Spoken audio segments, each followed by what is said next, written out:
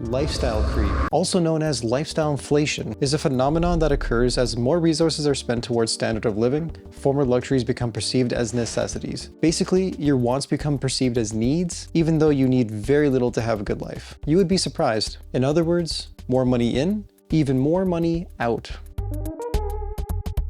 It can be as simple as buying an expensive coffee every single day for just the sake of it because you got a raise, and now you can afford it. It's pretty harmless every once in a while, but let's face it, if you didn't get the raise, you probably wouldn't be buying these extra little things that don't actually matter that much. I mean, coffee's good, but you don't need to be ordering takeout every second night, do you? So you gotta ask yourself, let's say you're making 20% less than you currently make. Okay, so if you're making 50K, now you're making 40K. Would you still be buying these extra things? Chances are, you probably wouldn't buy these extra things, but hey, I just saved you 20% more money now. Okay, so before you get mad at me and call me a millennial-hating boomer for telling you to stop buying avocado toast and iced coffee in the morning, let me tell you my personal story. So, I'm a victim of lifestyle inflation too. I don't want to pretend to be this perfect person, and honestly, I don't want to be a hypocrite either, but I fell into this trap recently in the summer. I got a promotion, a raise, bonuses, and yet I haven't saved any more money than I was saving before all that extra money. Of course, I did decide to spend a little extra on things like the quality of my groceries, since eating healthier does just make your life better in pretty much every way. But I also did increase unnecessary spending, like excessively eating out. Buying better groceries was just a slight increase in my expenses compared to the bonuses and raises that I got. Yet I don't have any extra savings. What the hell is even that crap? What the hell is even that? I used to be someone who was really good at limiting how much I spent. I mean, I used to eat out like maybe once or twice a month. But ever since I started making more, I found it harder and harder to resist the urge to just order food to my house or, just eat out because I'm too lazy to cook that night. This is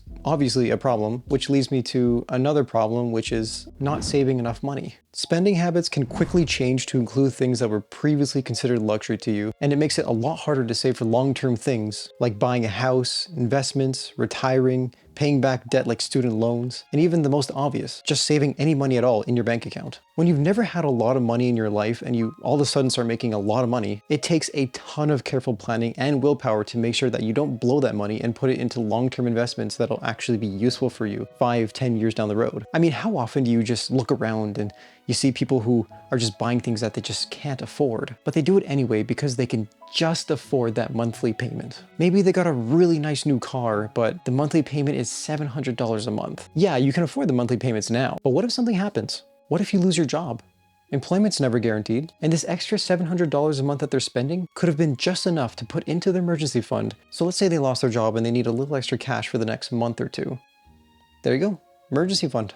That's what it's for. People lose their jobs all the time. You gotta be ready. And this very conveniently leads me to my next point, which is lifestyle inflation increases your standard of living. Slightly increasing your standards aren't that bad, especially if you're making a lot more money over time, but this can be extremely problematic at a time right now where the economy is very shaky and, let's be real, there's a recession coming.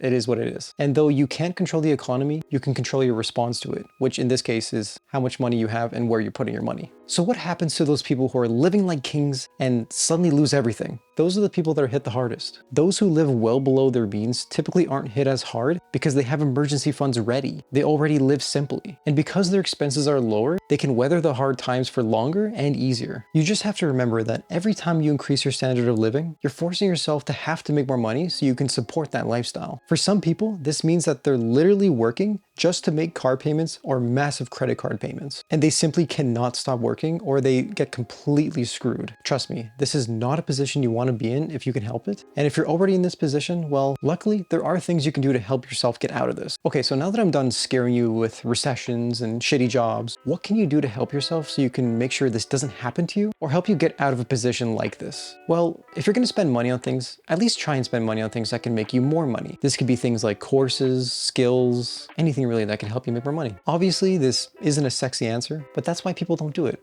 Buying a new car or fun gadgets is sexy because the advertising makes it so. But there's a reason why investments in yourself just aren't as fun. It isn't instant gratification. I'm gonna make another video later on this about instant gratification and how it's ruining your life, but spending on garbage is instant gratification, whether you think so or not. Next, you can spend on experiences versus things. Experiences being a nice vacation, explore new parts of the world, whatever it may be, but just you want to try and focus on these experiences more than these things. I'm someone who's actually trying to work on this more, but experiences have been scientifically proven to improve your long-term happiness. So how does this relate to saving money? Well, I stopped buying as many things and gadgets as they aren't making my life any better, and my life hasn't gotten worse since I stopped buying things. But every time I spent money on an experience, I've never regretted it. I used to buy a lot of useless garbage on Amazon, but ever since I canceled my Amazon Prime subscription, I found that I just wait more between my purchases, and sometimes, I'll wait like 20, 30 days and I don't even want the thing anymore. If you have an Amazon Prime subscription, maybe you should check out my video. It could be burning a lot of your money. Okay, and lastly, just track your expenses. Do you even know where your money is going? If you track all of your income and expenses, it's really easy to see if you're spending more than you make. And it'll make you more conscious and disciplined every time you go to spend money. And not only that, once you see that your expenses are lower than your income, you can see how much money you're actually saving. I literally tracked every single expense for an entire year, and I made a bunch of videos about that in 2021. And I still track everything to this day. Okay, so remember, you aren't stuck in this rut forever. Let's say you've succumbed to lifestyle inflation. Well, good news. Everybody pretty much has, and you can get out of it. If you just make a few small changes now and keep making small changes over time, you will eventually escape this trap that you are currently stuck in. It doesn't matter if you have $5,000 in student loan debt remaining or $100,000 in credit card debt. You can get out of this if you just focus up and stop making the mistakes that I mentioned in this video. Now send me $20 on PayPal and I'll keep your money safe for you.